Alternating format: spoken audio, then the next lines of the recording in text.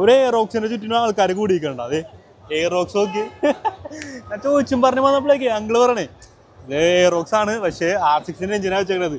അതായത് ഒരു കിണ്ണം കാച്ച ഒരു ഇൻലൈൻ 4 എഞ്ചിനില്ലേ ഒരു എയറോക്സിലാണ് പിടിപ്പിച്ചേക്കണ. കണ്ടത് ഒരു അലൂമിനിയം സിംഗാമൊക്കെ കൊടുത്തിട്ടുണ്ടല്ലോ, അലിച്ച സാധനം ബ്രേക്കിംഗ് സിസ്റ്റം ഒക്കെ ഉണ്ടാക്കി വെച്ചേക്കണ്ട. എല്ലായിടത്തും ഡാമ്പറും ഇല്ലാത്ത സാധനങ്ങളൊന്നുമില്ല. അതായത് ഒരു വണ്ടിയിൽ എന്തൊക്കെ ചെയ്യാൻ പറ്റൂ, ഒരു ഡ്രാഗ് സ്പെക്ക് എയറോക്സ് എന്നൊക്കെ പറയില്ല, അതേപോലത്തെ സാധനം ഉണ്ടാവും.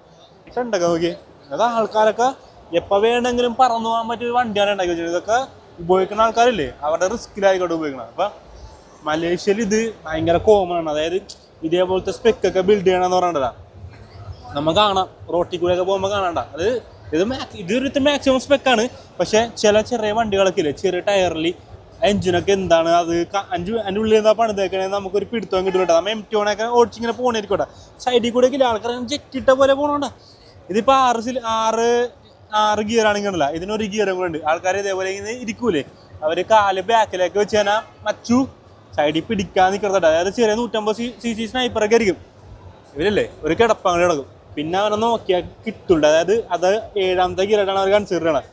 അപ്പോൾ അതേപോലത്തെ മാഡ് സ്പെക്കിലാണ് ആൾക്കാർ ഇവിടെ ആൾക്കാർക്ക് അത്ര സേഫ്റ്റി കുറവാണ്. സിംഗപ്പൂർ വെച്ച് നോക്കുമ്പോഴേക്കും മലേഷ്യയിൽ ഇത്തിരി സേഫ്റ്റി കുറവാണ്. അവർ ഇതേപോലത്തെ മാരകമായിട്ടുള്ള സ്പെക്കിൽ വണ്ടികൾ പണിതിട്ടുണ്ടല്ലോ, ഹൈവേ കൂടി ചീറി പൊളിക്കണം. നമ്മൾ എല്ലാ ദിവസവും കാണുന്നുണ്ട്. അത് കണ്ടവർക്കറിയാട്ടാ. സ്നൈപ്പർ 155 ഉണ്ടല്ലോ, എത്ര CC ആണെന്ന് പോലും നമുക്ക് അറിയാൻ പറ്റാത്ത രീതിക്കാണ് ഓരോ ആൾക്കാരൊക്കെ പണിയുന്നുണ്ട്. അപ്പം ബിൽഡിൻ്റെ കാര്യത്തിൽ ഇത് തന്നെ, ബിൽഡ് നോട്ട് ബോട്ട് എന്നുള്ള രീതിക്ക് ഒരു എയറോക്സ് ഉണ്ടാക്കി വെച്ചേക്കുന്നുണ്ട്. അപ്പോൾ ഇവരുടെയൊക്കെ ആ ഒരു മെൻറ്റാലിറ്റി, അതായത് ഒരു സ്പീഡിനോടുള്ള ഒരു ആക്രാന്തം എന്നൊക്കെ പറയില്ലേ, അതേപോലത്തെ ഒരു സാധനം ഉണ്ടാകുമ്പോൾ ഇപ്പോൾ കണ്ടുകൊണ്ടിരിക്കുന്നത്. ഇതേ അപ്പുറത്ത് ഇത് R6 ആണെന്ന് ഞങ്ങൾ പറഞ്ഞു. അപ്പം ഞാൻ പറയും ഇതെന്താ വെച്ചാൽ ഇത് R1 ആണ്. പക്ഷെ എന്തൊക്കെ മൂടാല്ലേ. ഞാനൊരു പേരും കൊടുത്തിട്ടുണ്ടാ, NV600. അതൊരു Y1000ZR എന്നൊക്കെ പറഞ്ഞു കൊടുത്തിട്ടുണ്ട്. അതിൻ്റെ എക്സോസ്റ്റ് എന്തൊക്കെയോ, അതായത് നമുക്ക് അറിയാൻ പാടാത്ത ബിൽഡ് ഇട്ടാൻ പറ്റൂ.